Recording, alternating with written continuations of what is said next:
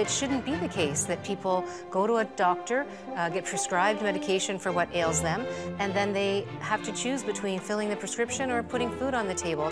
It's a really strange system we deal with. It's when you can be down the street at the local pharmacy and 5 people pay 5 different prices for the same medication. Making sure that access is available to not only participants in the drug plan, but to all citizens in every province.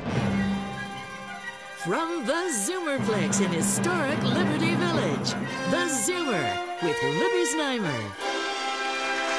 Hello and welcome to the Zoomer. Should Canadians have universal public drug coverage, Pharmacare? And if the answer is yes, what should be covered and how can we afford it? We have a lot to cover, but first, let's tee up the topic. Canadians pay big bucks for drugs. The total has reached $30 billion. The average per-person cost of medication for just 6 common conditions is $158. By comparison, New Zealanders pay only $23, Norwegians $59, and the Brits $81. When compared to 9 other wealthy countries, Canada has the second highest medication costs. Only the US is higher. The most vulnerable are those aged 55 to 64, for whom 1 in 8 can't afford their prescribed medication. As a result, millions are splitting pills, foregoing their meds, or going into debt. And if you think Canada saves on generic drugs, well, wrong. The latest stats show Canadians pay between 19% and 31% above the best available prices in comparable countries. By some expert estimates, Canadians are overpaying for generic drugs by more than $1 billion a year. Ottawa vows to fix the problem with a national Pharmacare plan, but fair pricing for drugs is far from reality. Canada has a patchwork of public and private drug coverage, leaving gaps that some individuals needing prescription drugs struggle to fill. 1 in 10 Canadians don't take their medications as prescribed because of the cost, and this affects 1 in 4 Canadian households. That number is from a report by one of our panelists, Dr. Steve Morgan at UBC in British Columbia. He is at the round table, and we also have a physician, a pharmacist, a patient, and other healthcare experts. So, Steve, let's start with you. Hi. Thanks, and thanks for having me. I apologize I couldn't be there in person, but I think this is a very important topic. The right to health care, including the right to essential medicines, is really well enshrined in international law. And Canadians might be surprised, but we are the only high-income country with a universal healthcare system that does not include universal coverage of prescription drugs. So it's time we fulfilled that right for all Canadians, and the economic case is very solid that we can actually do it at a lower cost than we're spending now and achieve better access to medicines for all Canadians. Okay, let's go around the table. Well, I work in an emergency department as a doctor in downtown Toronto. We see lots of people who we want to prescribe for, who can't afford their medications. We reach into the supply that the hospital has. We can give them a couple of days, and hopefully they can scrounge enough money together to fill prescriptions. I've also worked in Australia and New Zealand and never had that kind of problem. If I thought that somebody needed medication, I could write them a prescription and be sure that they'd be able to get it. Andrea Horwath, leader of the NDP here in Ontario, and you had your own Pharmacare plan. In fact, we did. We announced some time ago that New Democrats will bring a Pharmacare plan, a free prescription drug plan to Ontario when we form government next year, because of all the things that Dr. Morgan has said, Steve Morgan has said. In fact, he was with me in Queen's Park when we announced our plan. You know, it shouldn't be the case that people go to a doctor, get prescribed medication for what ails them, and then they have to choose between filling the prescription or putting food on the table. They have to choose between being well and racking up their credit cards. That's not acceptable in a province like Ontario, and it has been far too long that this discussion has been ongoing nationally. And we've decided, just like Tommy Douglas did with Medicare back in the day, that one province has to take the reins and do something about it. And New Democrats think that we can do that here in Ontario. And then we believe that just like what happened with Medicare, it can spread across the country. Okay, and there actually is is a form of pharmacare coming to Ontario. Allan, you're a pharmacist and you represent pharmacists. What's your perspective? I fully agree, first of all, with everything that Joel and Steve and Andrea have already stated. We are in a very challenging situation. We recognize and see the challenge that patients are facing each and every day. It is actually true that patients are not taking their medications the way they should. We hear instances of patients splitting doses so they can maximize the number of days that they get out of their prescription, not realizing that that is actually putting them at risk for non-effectiveness of the medication and their health deteriorating. Taking a medication as prescribed is actually very important. If cost is a barrier, that is a major challenge, and we as pharmacists are focused on trying to help and make sure that patients are getting access to the very important drugs that they need to keep them healthy and keep them active. What's your perspective? We come at this a bit uniquely in the sense that we design and manage health plans for employers of all sizes. And one of the groups that gets missed in the Pharmacare discussion often are employers that are underwriting much of the cost of the plans for employees. Pharmacare tends to focus a lot on individuals without coverage, whether it's public or private. The challenge that we're seeing in markets where either public sector or private sector employers are funding plans or trusts is that the ever-increasing cost of the drug portfolio inside their benefits plan is putting a squeeze on coverage in other areas. It's really impacting other extended healthcare coverage, dental coverage, and things that employers can do to offer employees. And so one of the things that's getting lost is, I think, the perspective of what's the quality of benefit programs going to look like moving forward for Canadians who are working and covered through employer-sponsored plans, especially when we think that the Canadian economy is built on small and medium-sized business. And that's a big issue and a growing issue, and I hope it's one that becomes a bit more of a focus in the Pharmacare conversation moving forward. Marianne and Paul, you have the patient's perspective. Yes. A few years ago, Paul was diagnosed with kidney cancer. And, you know, you think that when you get a diagnosis of cancer, that the system is going to look after you. After all, in hospital, you know that the IVs are fully funded. You know that you will have the expert care around you, that you know, issues with side effects will be addressed immediately. But with certain cancers, the only option that patients have is an oral drug. So what happens then, first of all, you know, you get a real shock. You realize that, or you're told that they're not covered.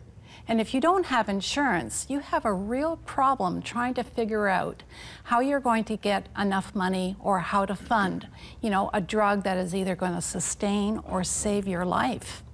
So we found out that you know, there are ways that the province has set up that you can get funding for these drugs, but there's forms, there's approvals, and worst of all, there's delays. And that was the worst thing for us. You know, Paul had a diagnosis of cancer. You know, you want to start your medication right away. You know, you want an optimal result, but you know, you go week after week. Sometimes, you know, I've heard of cancer patients who have waited months to get their drugs approved. You know, and it's just too long. Yes, it's that's another anomalous situation that we are going to delve into more deeply. But right now, we're going to leave it here and take a quick break. And after the break, what should be covered in a Pharmacare plan and how much would it cost?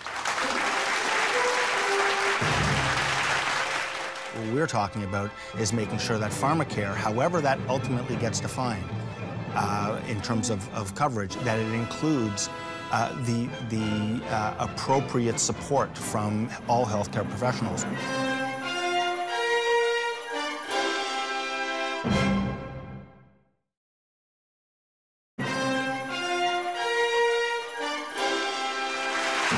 Welcome back to theZoomer. Steve Morgan's study proposed a system where 117 essential medications that are very commonly used would be covered for everyone.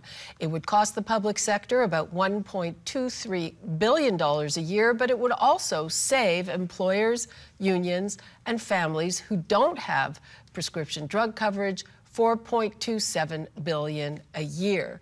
Well, right now, there aren't many options for people who can't afford their meds. Our Darren Maharaj visited a free clinic.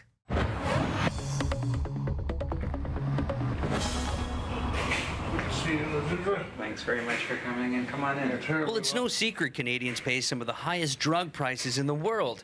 And here at the Clean Meds Research Project in downtown Toronto, they're hoping to show what kind of an effect drugs can have on the public when they can actually afford to take them. In the past year and a half, they've given medications to over 400 Canadians who normally wouldn't have been able to afford them. What can I help you with today? Just a little bit of my blood pressure. Without the program, I wouldn't have got my EpiPens, which I really need. I'm allergic to medications, latex and bees. I also have my daughter that was in the program, and there was medications that wouldn't be covered for her. I think it's crazy when they have to choose between food, rent, or their meds. There are millions of people in Canada who can't afford their medications, and these include life-saving medications like treatment for high blood pressure, treatment for diabetes, treatments for high cholesterol. There are about 800 people enrolled in the study, and half of them were randomly assigned to receive free access to the medicines. Those people included some younger adults. They included people who were older than 65. They included people who have private insurance but couldn't afford the deductibles. And one of the concerns about publicly funding access to medications that's sometimes given is that if people are given medications for free, they may not take them or they may not take them appropriately. Mm-hmm. So we're going to be measuring that. I have had people who had trouble affording a relatively inexpensive medication for high blood pressure and then ended up having a stroke. And passed away. Correct. Results from the study are expected in 2018. Dr. Prasad and his team are hoping that they will help in shaping public policy so that no one ever has to go without their medication. Here in Toronto, I'm Darren Maharaj for Zoomer News. Well, Ontario NDP leader Andrea Horwath adopted Steve Morgan's model of covering essential drugs when she put forth her party's Pharmacare scheme. The province's Liberal government scooped her, coming out with their own plan that would cover all drugs for children and young people under 25, regardless of their family income and whether they have private insurance. Meanwhile, here in Ontario, people over 65 get what's considered the best drug coverage in the country. Other provinces provide better coverage to that cohort than to working-age populations, but there's a patchwork of deductibles and co-payments. So what is the right way to go with this? We'll start with Andrea. Well, of course, I think the right way to go is the NDP way to go. And you just have to look at the example in the clip that you just showed, Libby. The people that were spoken about by the physician who's doing that testing, that trial, were not people that would be covered by the Liberal plan. I mean, he's talking about people with hypertension, with diabetes, with high blood pressure. Those are not people under 25 years old, which is what the Liberal plan is. And so we're disappointed that the Liberals came forward with a plan that we don't think is substantial at all. Now, Mike, one of the criticisms I've heard of the proposal to cover young people is that a lot of them are already covered through private plans. They are, and they're also the least volatile from a cost perspective. So we ran the numbers, and for most employer plans and most plans sponsored by a third party, that cohort of individuals makes up less than 5% of the cost. But interestingly enough, that's not talked about in the OHIP Plus program that the government put out, is that in the area of between 35 to 45% of the spending for that group is not covered under the plan, because those are for drugs that aren't covered under the current Ontario Drug Benefit Formulary. So like what? Like what? So, for example, there may be certain birth control, certain anti-infective products. There may be certain medications for ADHD and things like this that currently aren't there, that would require someone switching into a different therapy or changing altogether. So there's not an automatic coverage. So the idea that all of a sudden January 1st people will be able to walk into a pharmacy and get their medication covered for free, in close to half those cases, they'll be asking a lot of questions. And so not only are we not seeing a lot of spending, that's not the issue for employers trying to fund benefits for the rest of their people. That's 5%, and that number doesn't change very much year to year. It's the really high-cost medications that are putting a squeeze on them. So there's some work to be done there. Yeah. Do the pharmacists have a perspective on that, of a type of Pharmacare that you think would be best? Bottom line is, it comes right back down to the access piece. And the question that we ask ourselves is are we just talking about covering the drugs, covering the actual product? These are medications, these are life-saving medications in many instances. Pharmacare, however that ultimately gets defined in terms of coverage, that it includes the appropriate support from all healthcare professionals. Yeah, and it's interesting, and I want to talk to the doctor about this, that even when cost is not an issue, there's a big issue with compliance, which means, are people taking their drugs? And they often don't. And it was in Darren's story, I was really surprised where if they get them for free, they might not take them. What's that about?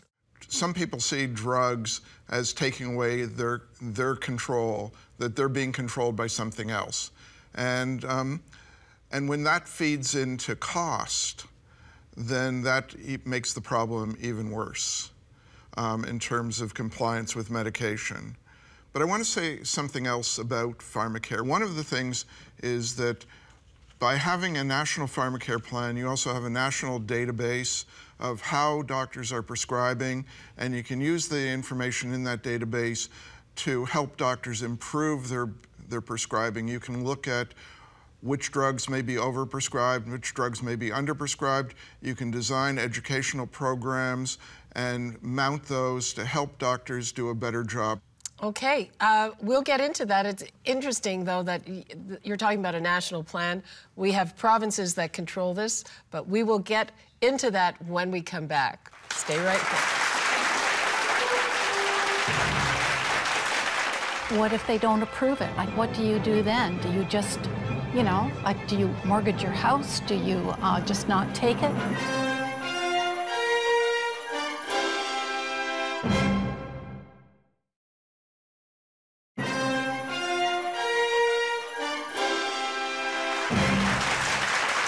Welcome back to theZoomer. Unfortunately, there are some anomalies in our drug coverage that no Pharmacare model will address, and cancer drugs are an example. So, for instance, in the West, take-home chemotherapy is covered. Here in Ontario and the Atlantic provinces, drugs that a patient receives in the hospital are covered. Drugs they take at home are not.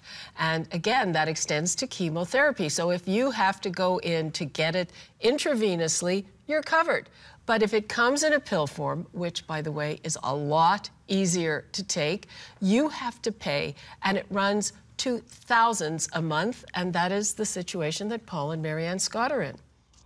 Yeah, Paul is currently on the second line of therapy, but his first line of therapy, which took about 6 to 8 weeks to get approved, if he had to go and pay for it at the pharmacy each particular time, it would have cost around $6,500 a month.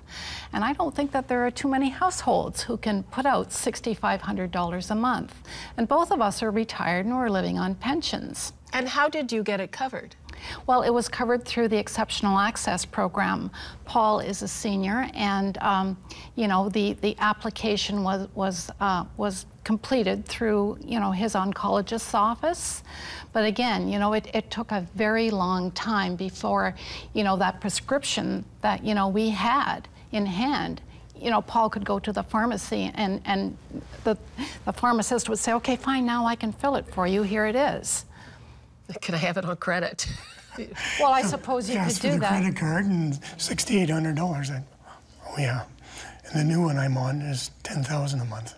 Wow, $10,000 a month. I mean, and people shouldn't have to go through that worry of wondering, you know, whether the forms have been filled out and what the time frame is for the approvals to come through. I mean, I'm sure you were both, you know, worried significantly as you were, you know, trying to figure out if you were finally going to get the drugs covered. You know, we actually put a motion through the legislature not too long ago, our health critic did, saying that the cancer drugs, the oral cancer drugs, should be provided here in Ontario like they are in other provinces. It's just, it absolutely has to happen. And I can't stress enough how much distress that puts on a patient and the family. At a very stressful time. Because, you know, you're facing a life-threatening illness, you know, and now you're also facing, you know, the fact, like, what if they don't approve it? Like, what do you do then? Do you just You know, like, do you mortgage your house? Do you just not take it?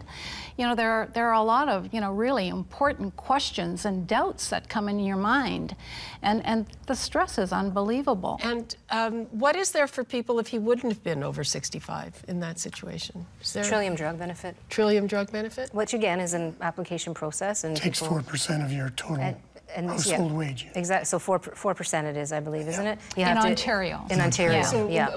how basically, you have to spend. You have to have spent 4% of your wages or your annual household income So before you can start getting it covered. So you have to have spent 4% of your household income in a year's time, within the year, before your drugs are actually covered. So it's basically out-of-pocket expenses again for people who, you know, desperately need the medication.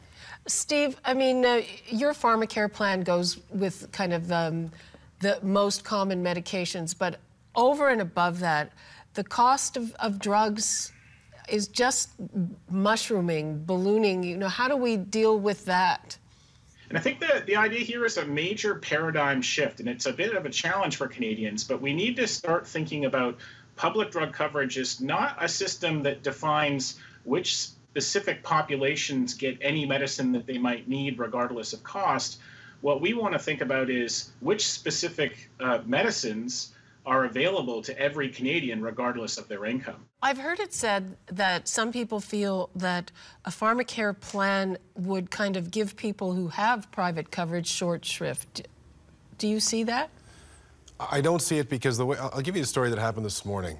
There's a group of about 7,000 employees in a trust, and they have a fixed envelope of money in their plan. And there are two individuals in that plan. One has an annual drug expenditure of about $717,000, and another one is $620,000. The real problem that are facing employers and people funding these plans are you've got two individuals who are consuming nearly $1.5 million of the trust. What's going to happen and what's going to be left over? And the pressure that they're facing is there are a lot of these drugs that have price tags above $500,000 a year for chronic therapies that don't yet have any actual effectiveness or clinical effectiveness has been proven. And the problem is this is putting plans and even plans that are member-driven in a tough spot because they don't feel they're in a position to be able to make an assessment. So just a minute, you're funding drugs that aren't clinically proven? That happens every single day across this country. You've got drugs that employer plans are paying for that governments aren't paying for because they're not cost effective and or they're not clinically effective. But sorry, so don't you have some say in what you cover? Yeah, but the thing is you're dealing with tens of thousands of plans across the country, many people of whom don't know anything about medication or health care, so they don't understand the kind of pressures they're facing. So the challenge is, because of the burden of these ultra-high cost medications, these specialty medications, the sustainability issue in those plans is huge. And so the thing is, there's a real role for Pharmacare in terms of helping all plans get more effective in how they're managing those resources. And there's a way for the public sector and non-government plans to work with government plans to make Pharmacare more effective. So, and basically, I'm assuming that if we get a Pharmacare plan, then that would take pressure off employer plans because that would be covered by the government. Absolutely, absolutely. 100%. In fact, our estimate that we did with Steve was about $80 per person that's in an employer-sponsored plan, and so with 7,000, you do the math, $7,080 per person annually is significant savings, and that opens up room for the plan to either cover more of these, high-cost prescriptions, or expand the plans to more dental care, more physiotherapy, better vision care, or save the dollars, save the premiums. Now, if you were still working, would your drug have been covered? I've always worked for some small companies, and I never had any plans at all, ever. Okay, because I know that when I was... one in three workers today in Ontario don't have a benefit plan at work. And even if you do, I remember when I was the first time I was diagnosed with cancer, I was on a pretty rudimentary plan with my husband's employer, and it had a cap, and it was something like $5,000, and that was 2 Neupogen injections. Yeah. So, yeah. Anyway, we are going to continue this conversation, but before we take a commercial break, I want to show you this CARP TV spot that highlights the terrible choices that people have to make between food and medicine. Take a look. Here is our first contestant. He is hungry. He is ill. He has to make a crucial decision. He has to decide food or medicine. He doesn't have enough money for both. He has to choose. He is hungry. Wait. He wants the medicine. It's not a game. It's a brutal reality. Why should anyone have to choose between food or medicine?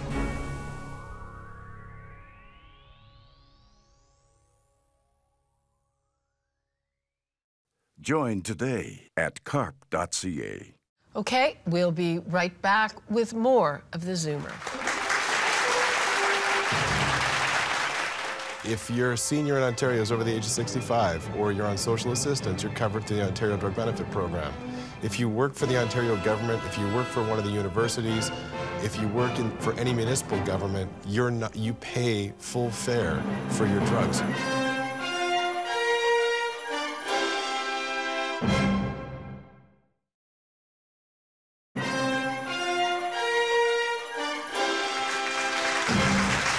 Welcome back to the Zoomer. In 2016, the federal government signed on to the PanCanadian Pharmaceutical Alliance, a bulk buying drug program that aims to lower the cost of prescription medications. The group has negotiated more than 90 deals on drugs since it was created in 2010. So the question is, how much can be accomplished that way? And is this a way to get beyond this patchwork we have when our health system, health is provincial? This gets the provinces together with the federal drug plans to do negotiation.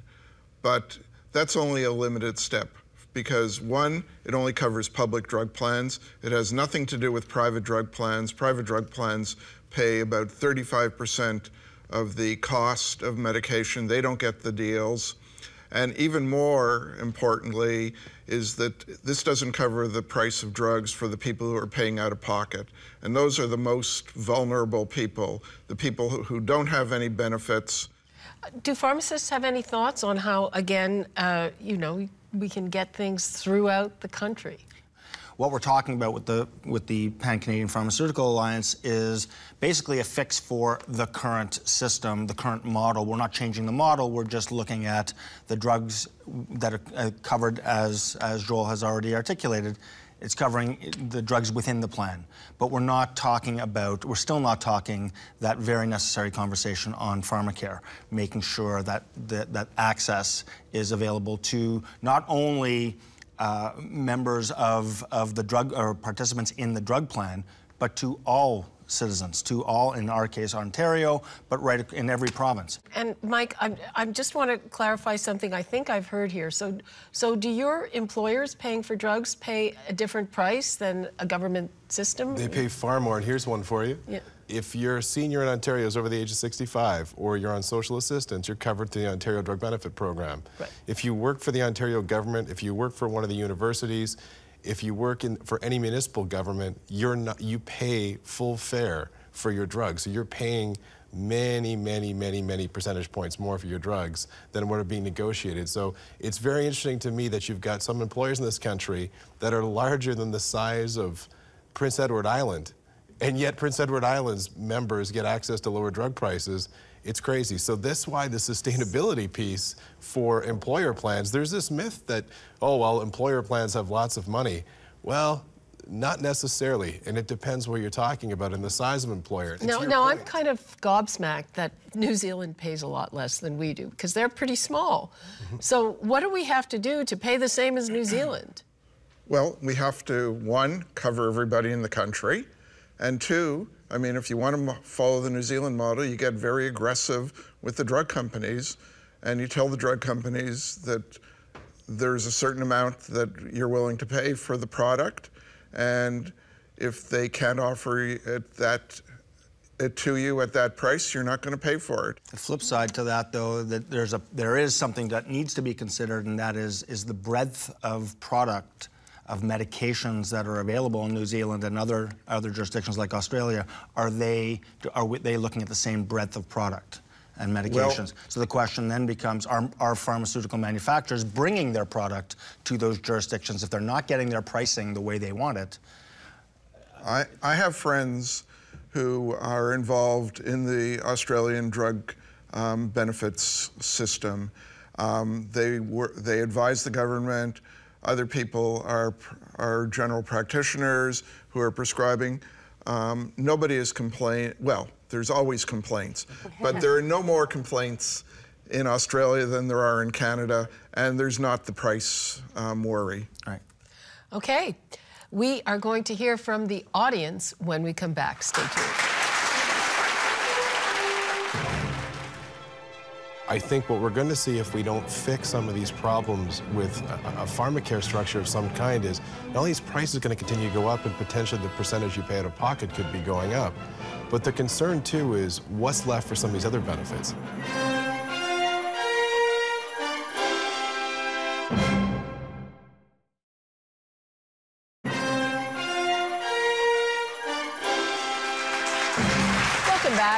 We've heard all about the current situation surrounding our government's drug coverage, or lack thereof. Let's now hear from our audience and their concerns. And the first question goes to Sylvia. Hello, Sylvia. Hello. Go ahead. When I retired, my company's benefits ended, so I bought private insurance. It covers for a variety of healthcare services, one of which is prescription drugs, but it only covers a portion and up to a relatively low cap, so if I ever needed very expensive drugs, I wouldn't be covered. And even for the drugs that it does cover, I still often pay a portion. So I'm wondering if a Pharmacare program would cover the difference, and or would the government pay all of my prescription costs and the insurance company be expected to reduce my premiums for the portion that I would no longer need? Well, I mean, I can tell you just from the perspective that I have from the plan that we put forward. And it depends on, initially it'll depend on the prescriptions that you are currently utilizing. So our plan that we worked with Steve on would cover about 125 most commonly prescribed prescriptions for the most common ailments. And then from 125 drugs, which would be determined by the committee to evaluate drugs here in Ontario. So if those prescriptions are covered in your plan now, then they would be covered by the province in the future, and either your plan, so you would not have to pay extra, you would not have to go to your plan to cover those drugs, and you would either save premiums, or your plan might be able to, with the same premium, expand to provide you greater coverage. Okay, thank you. Are there co-payments on Pharmacare plans? No co-pays. No co-pays, okay. Well, it depends where you are in the world. In the world. Some countries do co-pays, but Scotland, for instance, has eliminated co-pays, so the entire cost of prescriptions are covered by the government there. So every plan is different, right? I mean, and the other thing is, I mean, right now, even with the seniors drugs that we have, there's $100 copay. So well, that's the deductible. The deductible. There's a $100 deductible. That's right. And so what we would have, that $100 deductible wouldn't be necessary anymore with our plan either. It's unfortunate that we had to fight for that last year. The government tried to increase that from $100 to $170, and it was actually CARP and here at this table where we took up some of that fight, right? So. Yeah. I think the conversation begs that there needs to be an understanding of some of the terminology. We've got co-payments, we've got deductibles, we've got premiums, caps. and we've got caps, and there's not necessarily all the same thing. They're often used interchangeably, and I think we need to be very careful in how we describe it.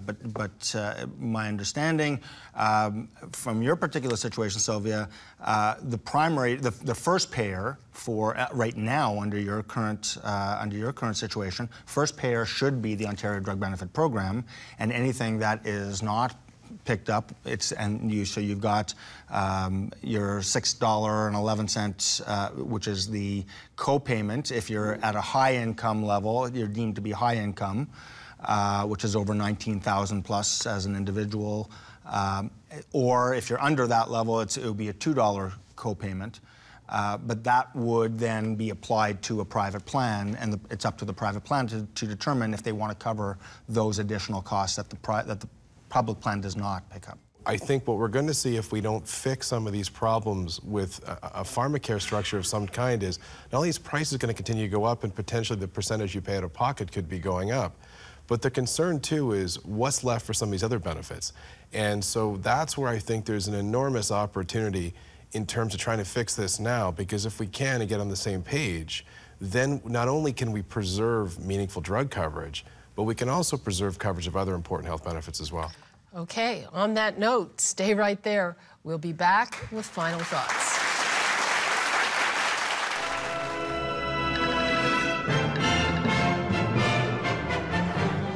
On Facebook, Martin makes a comment about our Teen Canada 72 special. Thank you to Marissa and theZoomer for this unique and nostalgic experience. Christine tweets how she feels about our episode on the government's proposed tax reform. Quote, "As long as the money I pay for tax is being used for advancement, let them charge what they want." Thank you to Christine and Martin. Keep the comments coming and don't forget to log on to thezoomertv.com for full episodes and more.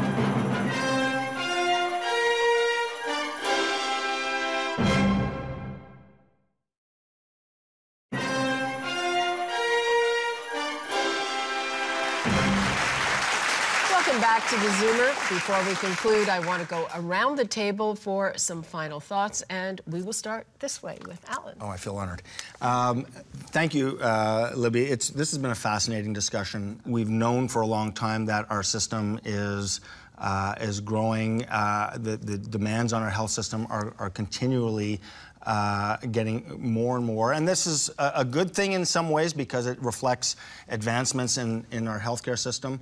But there needs to be some element of control, and we need to make sure that our system stays sustainable.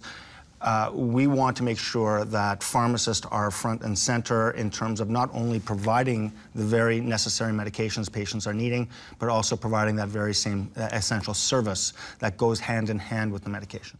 Okay, Mike? I'd like to make sure that the Pharmacare conversation doesn't become a class war between people who perceive they have coverage and those who don't.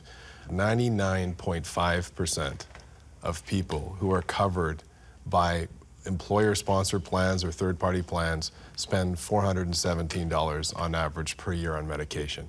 It's the 0.5% outside of that. The cost associated with that group is enormous and growing, and it's starting to suffocate some of the other pieces. And I'd love to see a situation whereby the other payers for healthcare, like employer-sponsored plans, there's an opportunity to look at tax credits for those employers that are helping to improve people's overall health, to lessen the use of the healthcare system, hospitals, physician visits, and things like that. And I'd like Pharmacare to be a bit of a wider topic that looks at what else can we be doing from a healthcare standpoint to be bringing this in so we're not suffocating other benefits. Okay, Marianne? Well, I'm concerned whether or not we can build some sort of dynamic aspect into a Pharmacare plan. And the reason I'm saying that is we have wonderful research that's happening these days. And that research is resulting in new drugs, not only new drugs, but different technologies like biomarkers where clinicians can identify which drugs will be better for personalized a particular medicine. There's personalized pharmacy too. Yeah, so the system has to be dynamic enough so that when the technology becomes available, that it can be made available not only to, you know, the special people who can afford it, but to every Canadian. Doctor. We want to be sure that when we see people and prescribe medication to them, that they can afford it. We don't want to have to ask people whether or not they've got the money to be able to go out and get their medication. We don't have to do that if we order a CT scan, if we order blood work, if we want to send them to a specialist. We know that that's going to happen. At least cost isn't going to be an element in that. And we want to be seeing the same thing when it comes to drug coverage. I work hard when I'm in the emergency department. I don't want to have to see people who are there because they couldn't afford their medication, or dig into the hospital supply of drugs to help them for a couple of days. Steve? Yeah, I think that what we need is to take action. Don't need a lot more studies, because we know there are a variety of models that Canada could follow. What we need is political courage and leadership to take the step forward in the right direction, in a way that will help citizens, that will help employers, that will help bring medicines into Medicare, as we might call it, so that we have a better healthcare system overall. So now is the time, I think, for the public to get involved and to start writing to their MLAs, their MPs, and to start asking, what is the government going to do to take us in the right direction? Andrea? Well, talk about political courage. We have an election coming next year here in Ontario. So call your MPPs and talk to them about what their plan is for Pharmacare. We've already put our plan out there. We've been listening to this conversation for a long time, and I agree with Steve. It's time for action. There's no way people should be choosing between, buying groceries and filling their prescriptions. There's no way people should be watering down their medications just to make them last longer, knowing that that's not going to actually improve their well-being. It's time to go from the theoretical discussion, the acknowledgement, I think, that all of us have around the room, that Medicare works for Canada. It's one of our fundamental values, really, is Medicare. No matter how much money you make, you should be able to go to emergency. You should be able to go to see your doctor. You shouldn't have to pull out a credit card. And the same thing should be the case for your medications. So Pharmacare has to be part of our Medicare program in this province and in this country. We think we can start here in Ontario, and that'll put the pressure on for the rest of the country to follow suit. Okay. Thank you very much. Thank you all for being with us, and to you, the audience, we'll see you soon. It's time to zoom out.